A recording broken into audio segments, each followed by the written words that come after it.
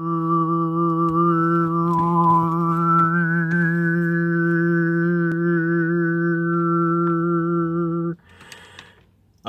Hare Krishna. Today is Friday, Freya's Day, Frau's Day, October the 5th. Originally 8-5. Today is, in this upside down world, upside down 6-5, right? We are in the midst of reading. By the way, I wanted to quickly say Frau, right? Freya. I wanted to show you this. Are you ready for this? Are you ready for this? This is going to be something I'm going to read with you in a while. And this was part of the Foreseen Beyond Time synchromistic book dump that I received a couple months ago.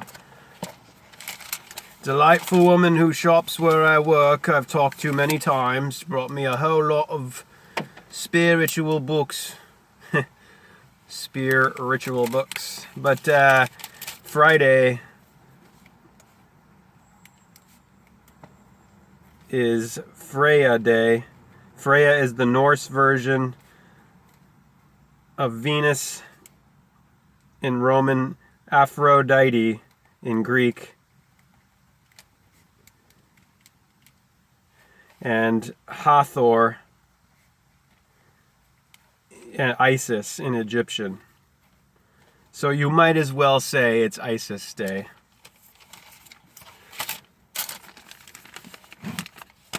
Can you see that? It's transparent because of the sunlight. Oh well.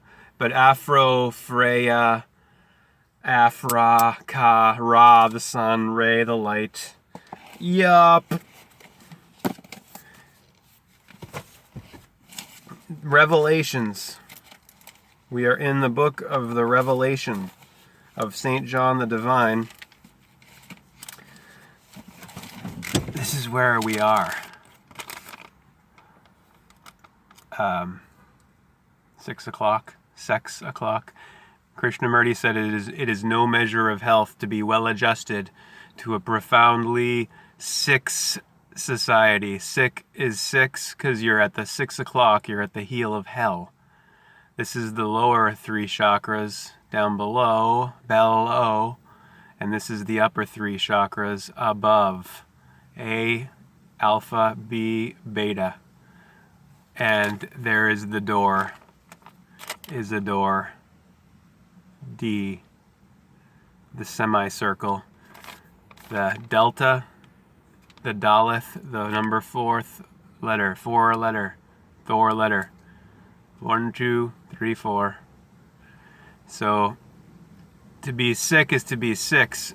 You haven't transcended the lower carnal animal beast 6 beast nature. The base 6. You gotta have a strong base 6 to support your 12L light of life. So right here is your pineal gland. There's your Aries, Arise, cerebrum of Ra, Ra-M, Rama. And there is your heel of hell, Bello. Your chakra system. And then the heart chakra is here in the middle central axis, horizontal axis of Horus. Libra, these are the equinoxes, equal equinoxes of Libra, Aries, libraries. And here is the heart. When you're living from the heart in the center, you've got the 7 active. You've severed yourself from the lower and you've come into the upper, and you've got holiness, balance. You're centered in the head, the heart, and the head, this upper realm. And your heel serves the head and the heart. Christ, 77. I wanted to, before I forget, here's 108 Mala. Hare Krishna, Krishna Krishna, Hare Rama, Rama Rama, Hare Hare Krishna, Krishna Krishna, Hare Rama, Rama Hare Hare. Hare Krishna, Krishna Krishna, Hare Rama, Rama Hare Hare.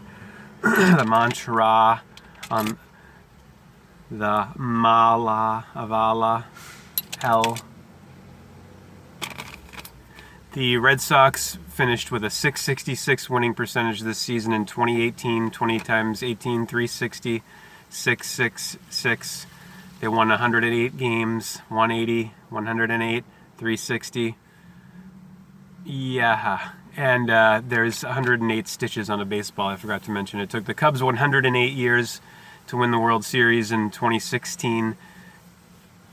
2-1-3-6-9. 16 plus 2, 18, 1 and 8, 9. And before the Red Sox won in 2004, the last time they had won was 1918. Yep. That was the year I heard growing up endlessly. 1918, and then the Yankees fans would chant that, and then they won it. They broke the curse. There's always curses. There's the GOAT thing with the Cubs, and it took them 108 years. 108 stitches on a baseball. Yeah, there's other 108 facts relating to baseball. Then there's all the cosmic stuff with 108.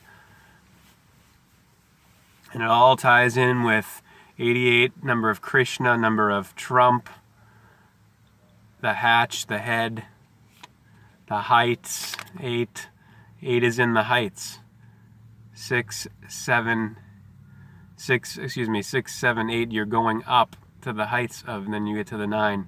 8 is going up. I like 11, elevation, to 12, the most high.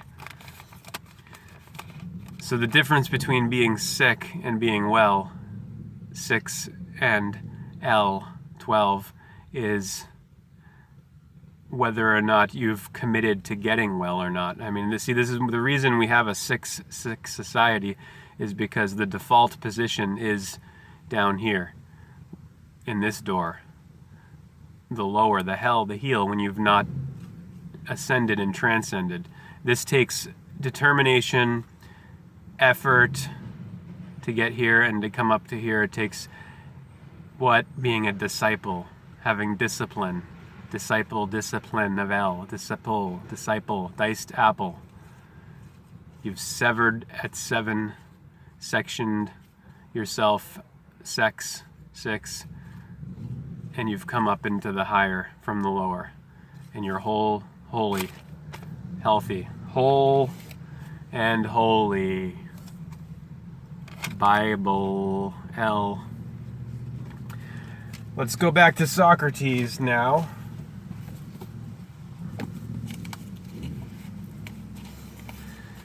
In God by Deepak Chopra. Soc-Ra-Tes. So yeah, this is your 6 here, and this is your 12.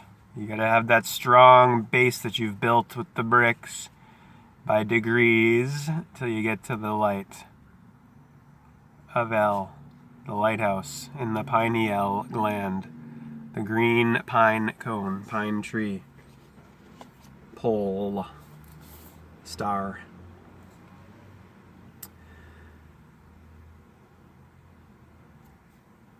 All right, but we have to go where I want to go, said Soc-Ra-Tes. And we're on 47. 7447. Page, remember I'm talking about. Here, the Central Intelligence Agency was founded, in addition to all those other 47 facts, like NASA being founded, Israel, synchronicity being published by Jung, UN.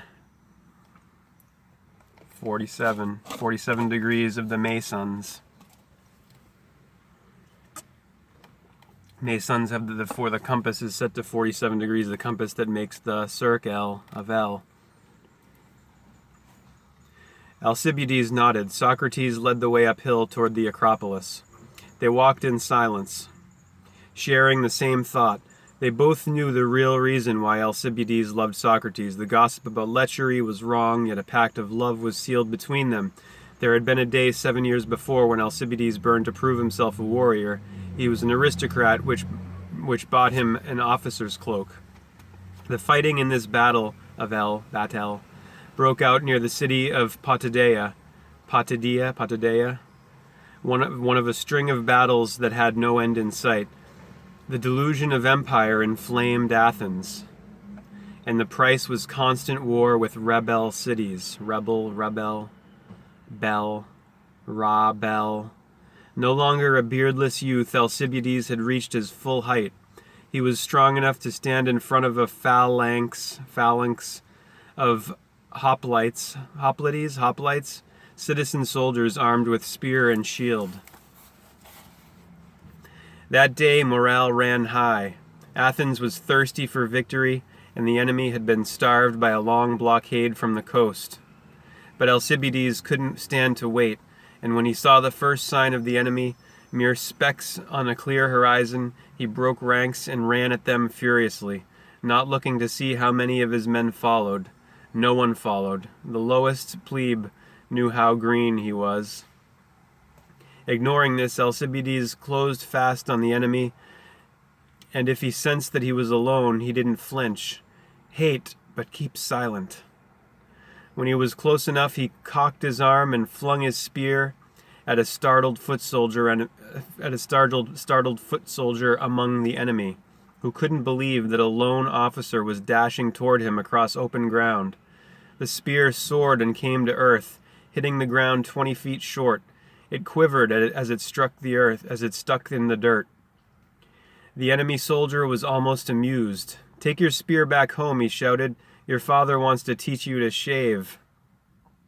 Alcibiades could have retreated with honor after this futile gesture, but instead he drew a short sword and swung it around his head, shouting for blood as he charged. There were 2 of the enemy in front of him, but they weren't armed to fight. They were advanced scouts sent to count the number of Athenians arrayed over the hill. Both drew their small knives, looking at each other nervously. A madman was charging at them, but at least they outnumbered him, and the first clash of weapons would draw some of their comrades who were crouching over the rise behind them. A scrawny copse of trees stood on the left, and all at once a man strode out of it, an older Athenian. The enemy scouts stopped in their tracks, startled, and Alcibiades, who wasn't as crazed as he acted, slowed down. "Go back," the older Athenian said gruffly. His voice was low and steady. The enemy hesitated. It wasn't clear who the intruder was addressing. The older Athenian brandished his sword. "I am the only one here who has fought hand to hand. This youth," he nodded at Alcibiades, "thinks that blood is a medicine for fear. It isn't. So take my advice. Return to your ranks." He looked directly at the enemy scouts, who, when seen up close, were no older than Alcibiades. "Tell your comrades you're lucky to be alive. You met one Athenian who isn't afraid to die, and another who wishes he wasn't." Something in the man's presence convinced them. The 2 scouts saluted with a bow, as if they had just had a conversation about crops or women, and retreated without shouting for support. The whole thing had the potential for comedy, but Alcibiades was trembling with rage.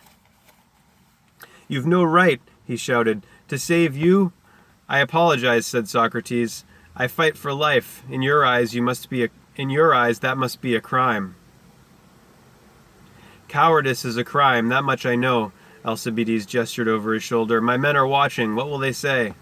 Soc-Ra-Tes began to walk back toward the Athenian line. "It won't matter. They were never your men." He turned and gazed at Alcibiades. "Do something to make them yours. That's what I just did." This pact is what made Alcibiades his. The battle went to Athens that day, and Alcibiades proved himself a reckless killer. The troops cheered, and why not? They had witnessed the ridiculous valor of Alcibiades. Instead of laughing, it was better to respect him. During the victory celebrations, Soc-Ra-Tes pulled Alcibiades aside before he was too drunk to listen. He said, "You owe me nothing, except to think about this day. You've tried to become an animal, and for that you will be called great, but I am ashamed of you." Now as they reached the top of Acropolis, Socrates found a block of rough-hewn marble to sit on. He liked being reminded of his old profession.